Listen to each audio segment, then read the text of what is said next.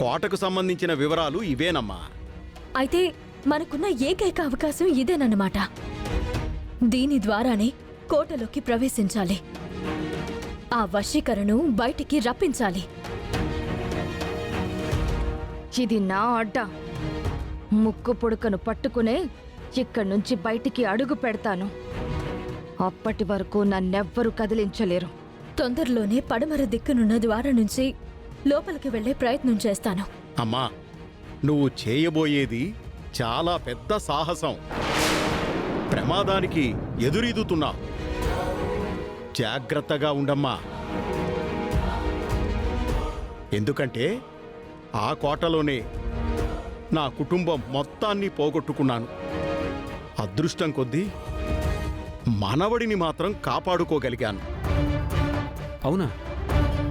మీ వంశానికి సంబంధించిన వారిలో ఒకరు బ్రతుకున్నారా? నా కొడుకుకి 2 సంతానం. మొదటిది ఆడపిల్ల, రెండోది అబ్బాయి. ఇప్పుడు వాడు మాత్రమే బతికున్నాడు.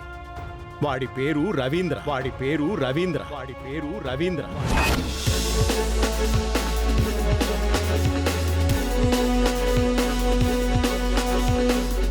హాస్టల్లో ఉండి జాబ్ చేసుకుంటున్నాడు. వాణ్ణి ఎలాగైనా కాపాడుకోవాలని అక్కడే ఉంచుతున్నాను. ఈ ఊరికొస్తానని వాడు అంటున్నా నేనే రానివ్వడం లేదు.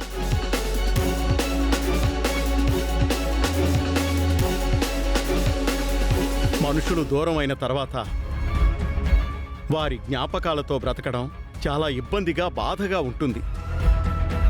అందుకే నిన్ను జాగ్రత్తగా ఉండమని నిన్ను పదే పదే హెచ్చరిస్తున్నాను.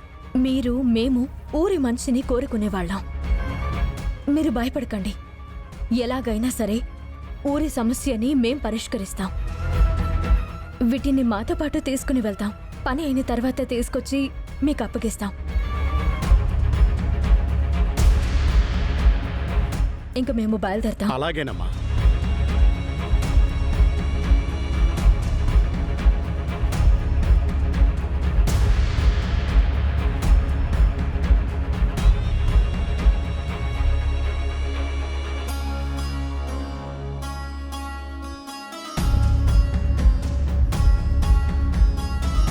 నా కుటుంబంలో మిగిలున్నటువంటి ఆ ఒక్క మనవణ్ణి నేనెలాగైనా కాపాడుకోవాలి.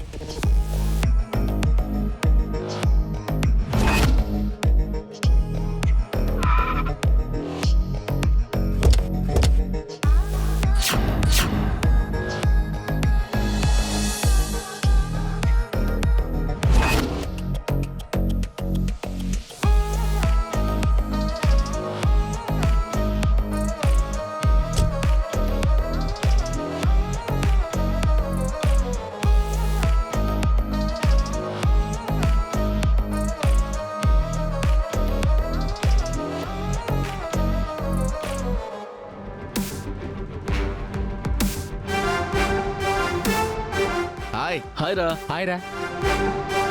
ఏంట్రా మమ్మల్ని ఇక్కడికి రమ్మన్నావు? ఏదైనా మూవీ ప్లానింగా? నో. ఏదైనా రెస్టారెంట్ ప్లానింగా? నోరా. పబ్కి ప్లానింగా? రే, ఫ్లోలో నాకు అలవాట్లేనివి కూడా చెప్పేస్తున్నారు. This is very too much. మరి ఎందుకు రమ్మన్నావు చెప్పరా బాబు. మాకు చాలా టెన్షన్గా ఉంది. రే, నేను మా పల్లెటూరుకు వెళ్దాం అనుకుంటున్నాను రా. ఏంట్రా సడన్ గా పల్లెటూరు మీదకి మనసు మళ్ళింది? City bore కొట్టేసిందా? లేదంటే సిటీలోని అమ్మాయిలను చూసి చూసి విరక్తి చెంది పల్లెటూరి 16 అనాల అమ్మాయిల మీదికి ఫోకస్ షిఫ్ట్ అయిందా? మీకెంతసేపు అమ్మాయిల గోలేనా? వేరే పనేం లేదా? ఏ వయసులో అయినా ఉండాల్సింది ఇవే కదరా. అసలు విషయం చెప్తాను వినండి. ఈ మధ్య మా తాతయ్య జగన్నాథం గారికి ఫోన్ చేశాను. ఊర్లో జరుగుతున్న విషయాల గురించి చెప్పారు. దాంతో నాకు చాలా భయం వేసింది. భయమా? భయం ఎందుకురా? నీకు వెంటనే పెళ్లి చేసేస్తానంటున్నాడా? ఈ ప్రైవసీ పోతుందని భయం పట్టుకుందా? ఇప్పటి వరకు మీ దగ్గర ఓ విషయం చెప్పలేదురా. అదేంటంటే మా ఊర్లో ఒక కోట ఉంది. అది మా వంశానికి సంబంధించింది.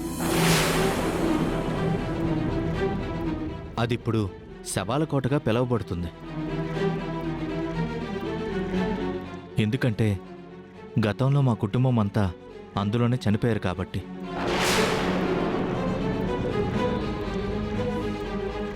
ఇప్పుడు ఆ కోటలోకి దుష్టశక్తి ఏదో ప్రవేశించిందంట. ఊరిని పట్టి పీడించడం వల్ల అందరూ భయపడుతున్నారంట. ఇటువంటి సమయంలో మా తాతయ్య ఇక్కడ ఉండకూడదురా. తిరిగి ఫారెన్ వెళ్ళిపోమని ఆయనకి చెప్తుంటే సమస్య సాల్వ్ అయ్యే వరకు వెళ్ళను అంటున్నారు. పోనీ నేను నీకు తోడుగా వస్తానంటుంటే రావద్దంటున్నారు. అందుకే జాబ్కి 4 రోజులు లీవ్ పెట్టి తాతయ్య దగ్గరికి వెళ్దాం అనుకుంటున్నాను. ఇదిరా విషయం. మీ పల్లెటూరు కథ చాలా విచిత్రంగా ఉందిరా. నువ్వు చెప్తుంటే ఏదో హారర్ మూవీ చూస్తున్నట్టుంది. ఇప్పటికీ అటువంటి ఇన్సిడెంట్లు గ్రామాల్లో జరుగుతుండడం నమ్మశక్యంగా లేదు. But it's fact. ఏ వంటి అడ్వాన్స్డ్ టెక్నాలజీతో ప్రపంచం ముందుకు దూసుకుపోతున్న ఈ జనరేషన్లో మీ పల్లెటూరులో జరుగుతున్న ఈ ఇన్సిడెంట్లు ఈ జనరేషన్నే సవాల్ చేస్తున్నట్టుగా ఉంది. అందుకే తాతయ్య దగ్గరికి నేను ఖచ్చితంగా వెళ్ళాలి. నాకు తాతయ్యకి నేనే మిగిలిన్నాం. నువ్వు పెళ్లి చేసుకుంటే మీ ఇద్దరికీ మధ్యలో మరొక మనిషి వచ్చుండేది. ప్రస్తుతానికి పెళ్లి చేసుకునే ఉద్దేశం ఏం లేదురా. నువ్వు అక్కడికి వెళ్ళిన తర్వాత మీ తాతయ్య ఆ టాపిక్ తీసుకొస్తాడేమో. తీసుకొని వచ్చినా నాకైతే అంత ఇంట్రెస్ట్ లేదని చెప్పేస్తానురా. ముందు అందరూ ఇలాగే అంటారు బాబు, కానీ కళ్యాణ గడియలు సమీపించినప్పుడు ఎప్పుడు ఎవరితో సడన్ గా పెళ్లి జరిగిపోతుందో చెప్పలేము.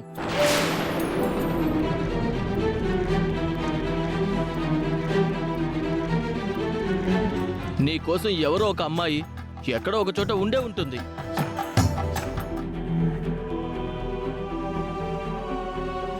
ఏరా, మాకు తెలియకుండా నువ్వెవరినైనా లవ్ చేస్తున్నావా? నోనో, అలాంటిదేం లేదు. రేయ్, నేను మీ దగ్గర చాలా ట్రాన్స్పరెంట్గా ఉంటాను కదరా. అటువంటిది ఏమైనా ఉంటే సీక్రెట్గా మెయింటైన్ చేయాల్సిన అవసరం ఏం లేదు. అయితే నీకు ఈడు జోడైన అమ్మాయి ఖచ్చితంగా ఎదురుపడుతుంది, నీకు పరిచయం అవుతుంది. తనతో నువ్వు లవ్లోనైనా పడచ్చు, లేదా డైరెక్ట్గా మీ పెళ్ళైనా అయిపోవచ్చు. అందులో డౌటే లేదు.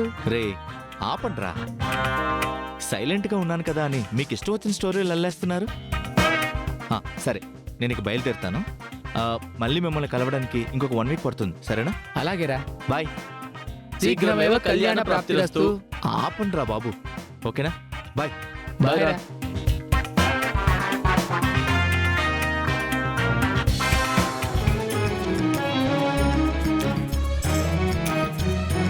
నాకు అసలు పెళ్లి మీద అంత ఇంట్రెస్ట్ లేదు.